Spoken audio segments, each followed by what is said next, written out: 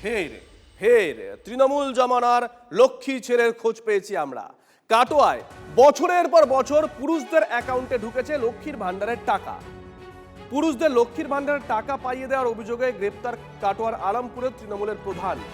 UEM Jaipur is a perfect target for prospective students aspiring for good jobs, good education with future-ready skills. গ্রাম ছাড়া মূল অভিযুক্ত।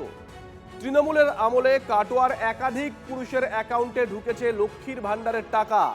একাধিক জায়গায় মুর্শিদাবাদ থেকে শুরু হয়েছিল, পরপর বিভিন্ন জায়গার নামগুলো আসছে, আর সেই ছবি আপনাদের সামনে তুলে ধরছি আমরা। আগে আমার দুবার 22 সালে আমার ঢুকেছিল, লক্ষ্মীর ভান্ডার ঢুকেছিল।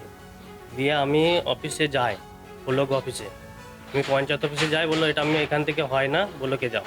ব্লকে গিয়েছিলাম, আধার কার্ড আমাকে দিয়ে আধার কার্ডের জেরক্স নিয়ে বললো যে দেখি কার নামে আছে। দিয়ে আধার কার্ড মেরে ওরা দেখেছিল, বললো যে আপনার নামে নেই, এটা অ্যাকাউন্টে একটা ভুল ত্রুটি হয়ে গেছে, আমি বন্ধ করে দিচ্ছি। দিয়ে বন্ধ করে দিয়েছিল, এটা কেউ আমাকে করে দেয় নাই।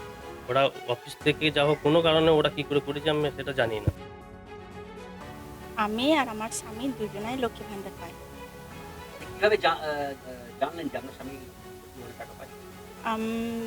প্রথমে তো জানতাম না যে কীভাবে লক্ষ্মী ভান্ডারটা ঢুকছে।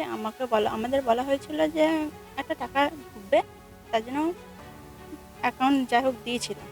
এরপর পরে জানছি যে এরকম লক্ষ্মী ভান্ডার ঢুকছে। আমি অনেক দিন ধরেই পাই। আমি মনে হয় প্রায় এক দেড় বছর এরকম হবে হয়তো। কার্তিক মণ্ডল করে দিয়েছিল।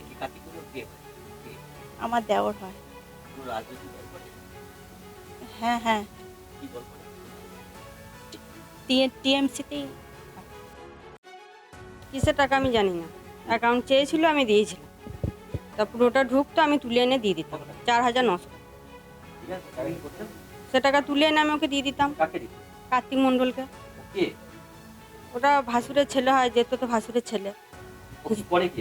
কি করে আমি বলতে পারবো না কি করে। কোনো রাজনৈতিক দল করে না? টিএমসি পার্টিতে থাকতো।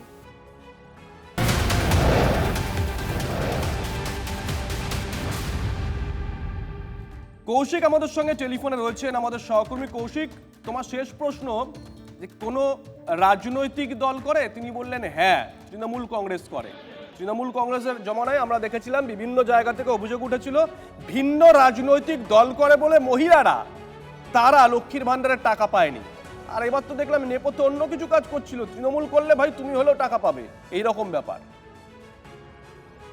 দেখো, একদমই কাটোয়ার আলমপুর গ্রাম, এখানে কিন্তু লক্ষ্মীর ভান্ডার প্রকল্পে একদম অনিয়ম প্রকাশ্যে এসেছে।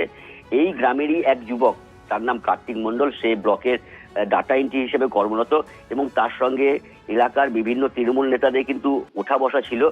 এই সুযোগকে কাজে লাগিয়ে সে কিন্তু তার পরিচিতদের টার্গেট করত, যাতে কোনো রকম বেনিয়ম প্রকাশ না পায়, এবং তাদের পরিচিতদের কাছ থেকে প্রয়োজনীয় নথি নিত এবং সে কারসাজি করত। এবং এর সঙ্গে প্রধানও যুক্ত ছিল, আলমপুর পঞ্চায়েতের প্রধান, সেও যুক্ত ছিল।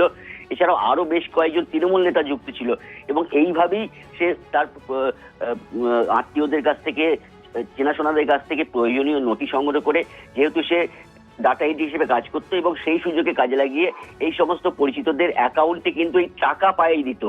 এবং কার্তিক মণ্ডলের স্ত্রী কিন্তু একদম সরাসরি স্বীকার করেছে যে তার স্বামী এই কাজ করতে, যদিও ইতিমধ্যে কিন্তু প্রধান গ্রেপ্তার হয়েছে। এবং এই কার্তিক মণ্ডল অভিযুক্ত, সে কিন্তু টাকাটা পাইয়ে দিত, তার তো একটা নিশ্চয়ই প্রফিট ছিল, তার তো একটা বেনিফিট ছিল, স্বার্থ ছাড়া তো করবে না। সেই স্বার্থটা কি? ওখান থেকে টাকা আত্মসাৎ করা? হ্যাঁ, একদমই। দেখো, যে সমস্ত পুরুষদের অ্যাকাউন্টে টাকা ঢোকানো হয়েছিল তারা কিন্তু একদম স্বীকার করছে যে 1200 টাকা করে ঢুকতো লক্ষ্মীর ভান্ডারের প্রকল্পের টাকা, সেখান থেকে কিন্তু 400 বা 500 করে কিন্তু কার্তিক মণ্ডল প্রতি মাসে সেই টাকা নিত, এবং বাকি টাকা নিত এই পুরুষরা বা যারা উপভোক্তা ছিল তারা সেই টাকা নিত। এমনটা কিন্তু ভাগাভাগি হতো সেই টাকা, এটাও কিন্তু তদন্তে উঠে এসেছে। এবং আরো সব থেকে বড় ব্যাপার যে এই প্রধান কিন্তু অভিযুক্ত ছিল। একদম গ্রামবাসীরা সরাসরি স্বীকার করছে যে প্রধান এবং এই কার্তিক মণ্ডল দুজনের মদতে এইভাবে কারসাজি করে এইভাবে পুরুষদের অ্যাকাউন্টে নজর থাকবে এই খবরের দিকে।